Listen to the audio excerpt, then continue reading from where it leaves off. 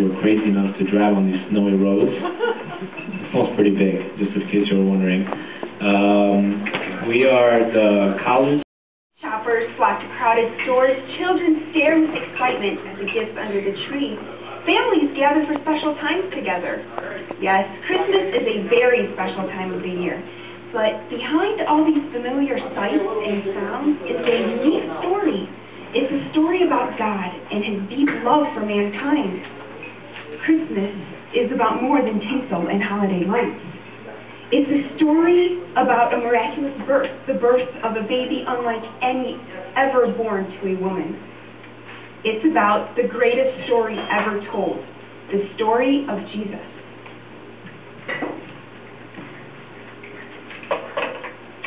Something is happening. I can feel it.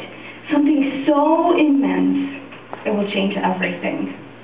For years we have waited for a new prophet, waited for the promised Messiah, waited for God to speak. Waited and waited and waited. And we only heard silence, and we only saw emptiness. The priests continued their duties. My husband, Lazarescu, faithfully performed his services to God in the temple. You know, he never said it, but I think he started to wonder why. Why all the waiting, all the hoping, all the serving? Where was God? It reminded me of a woman who longs with every fiber of her being for a child. Month after month she waits.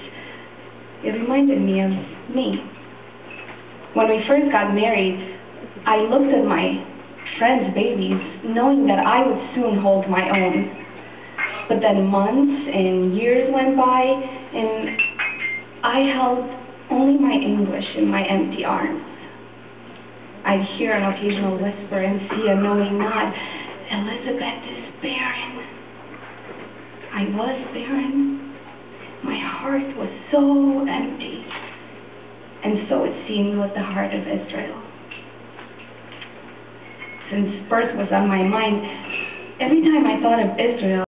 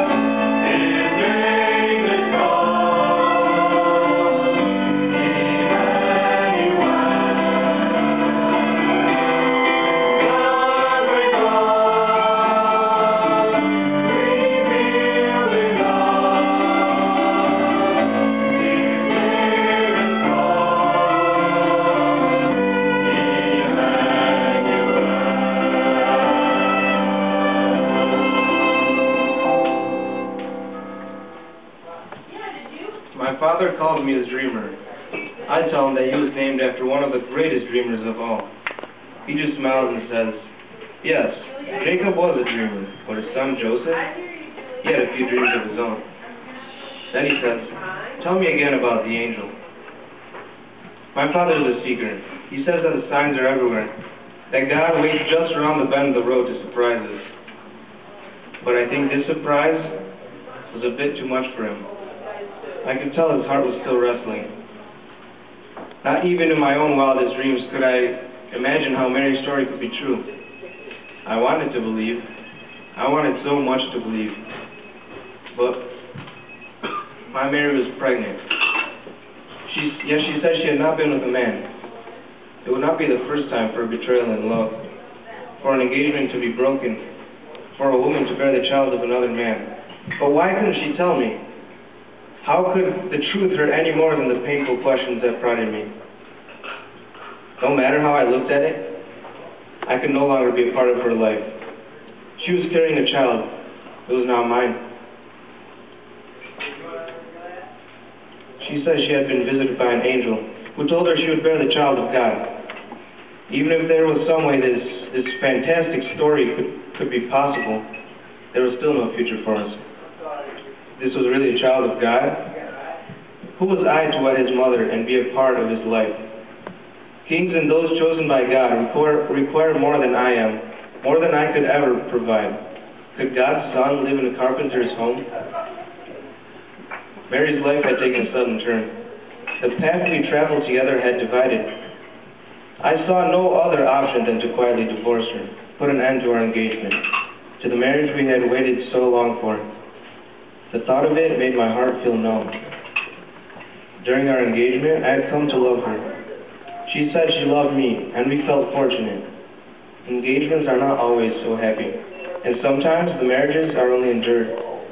But I had found a true friend, I thought. I had no wish to embarrass her or shame her. I still loved her, but we'd come to the place where the hope for our future ended. I came to that conclusion after many sleepless nights. The weight of my decision exhausted me, and finally, I slept deeply and dreamed deeply. And then I saw him too. The angel, he appeared in my dream. It's not that I was dreaming about an angel. No. It was more immediate, more real. I was dreaming about something else. I don't remember it anymore, but when he entered my dream, he called me by name.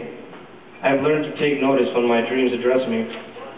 He called me Joseph, son of David. His next words I have listened to again and again in my memory. He said, "Do not be afraid to take Mary as your wife." Then he confirmed Mary's amazing story. The child she had conceived is of the Holy Spirit. He will be a son. We are to name him Jesus. The angel said something else before he disappeared from my dream.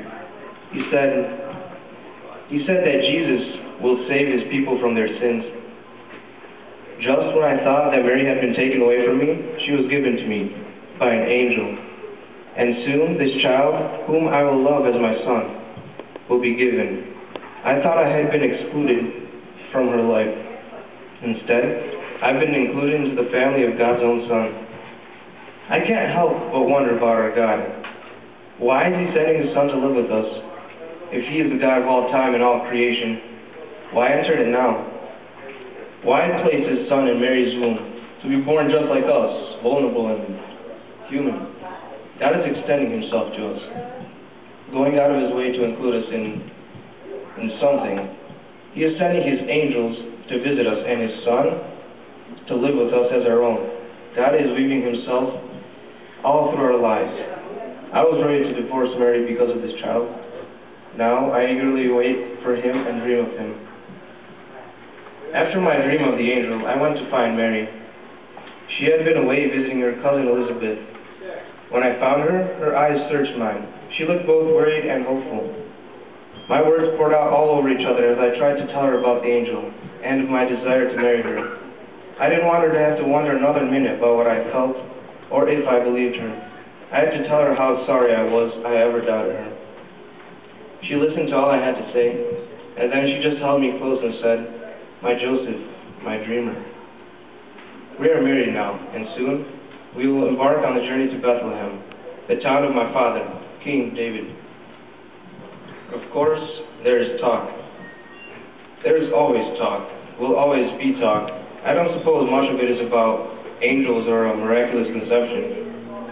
I hope there will be a time when those who doubt will know the truth.